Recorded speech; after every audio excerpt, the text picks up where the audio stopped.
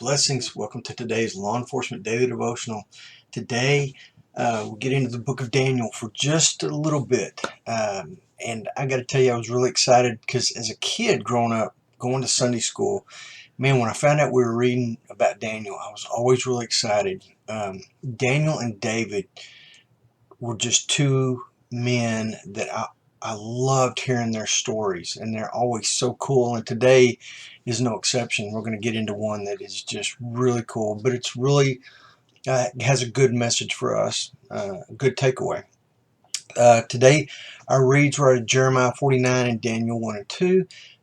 Jeremiah chapter 49 gets into some of the prophecies, or it's all about the prophecies of the people that were in the path of Nebuchadnezzar as he's moving and he's exiling the entire Middle East. I mean, he's taking over everything as he goes. And he takes over Judah, and we've been building up to this for days.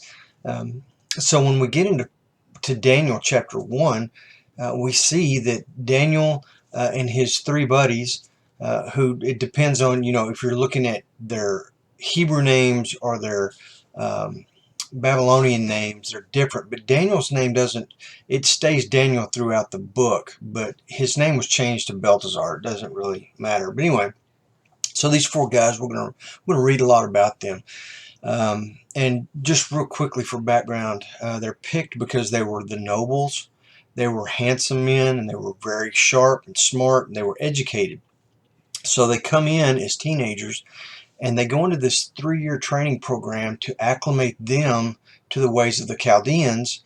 And it kind of serves as twofold. It will give King Nebuchadnezzar some administrators or people who know, people that work for him, but yet they have all the information for all these people that he's brought in exile, so they can explain traditions and religious things to him that he may not understand about the people. It also lets the people look into the king's administration and realize that they have representation, so there's less chance of rebellion. It's just a very intelligent, very smart way of acclimating an exiled people into your culture. But we see Daniel and his three friends, Shadrach, Meshach, and Abednego, as we always hear about them, and those are the Babylonian names, rise pretty quickly. They continue to follow what they have been taught growing up. They ask not to have to drink the wine and all the food of the king's court because they want to keep eating the vegetables and the things they had growing up. And they had a little challenge singing, which one of us are going to be healthier, the guys that eat what we eat or the guys that eat the king's food? Anyway, God gives them favor with everyone. God kind of makes this path for them, and we're going to see some of the reasons. They are long lasting, and we can see God's plan unfold a little bit here. But we get into chapter 1 verse 7. It says God gave them knowledge and intelligence, and they acknowledge this. Yes, they were picked from Judah and Jerusalem because they were noble and handsome and intelligent, but they acknowledge right off the bat that all their intelligence and all their knowledge and all their wisdom comes from God. And this becomes a theme as they glorify God for the gifts that he gives them. And to me, it is one of the key aspects to why they were so successful and why their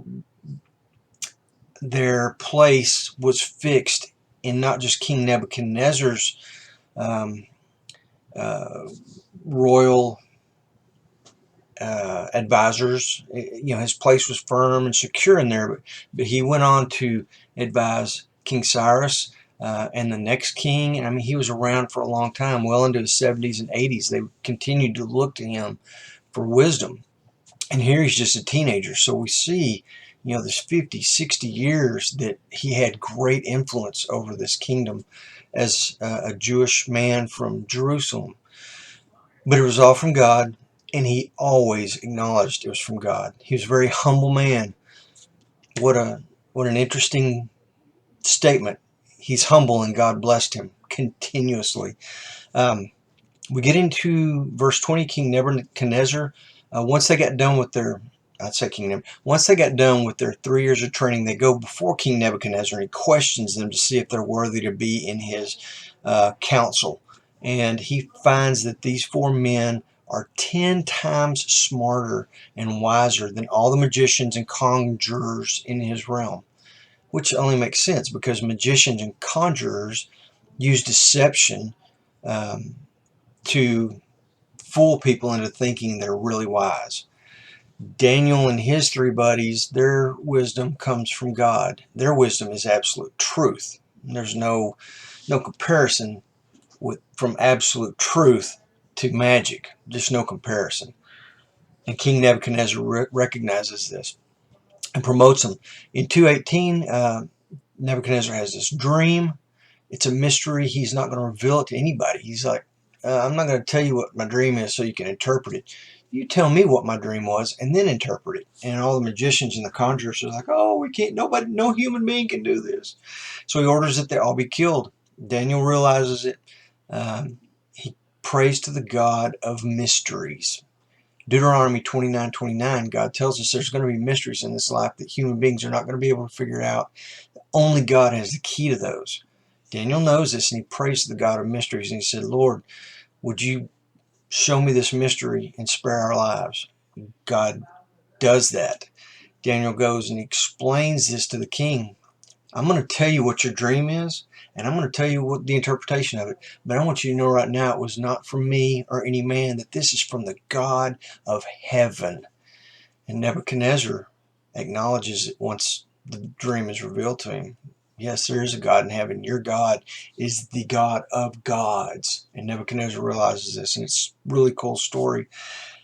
Hope you're able to read it. Let's be a humble people and acknowledge God for any gift that we have, whether it's wisdom or it's a talent of music or your memorization of law where you can quote it back. Let's give God the glory and the credit for giving us these gifts. These are not of us. They're from Him, and they're blessings. Tomorrow's read, just look at the last slide, take a picture of it, whatever you need. It's not going to be any more reading than we normally have, but it's going to look like a lot. So anyway, till then, you guys be safe, and I'll see you tomorrow.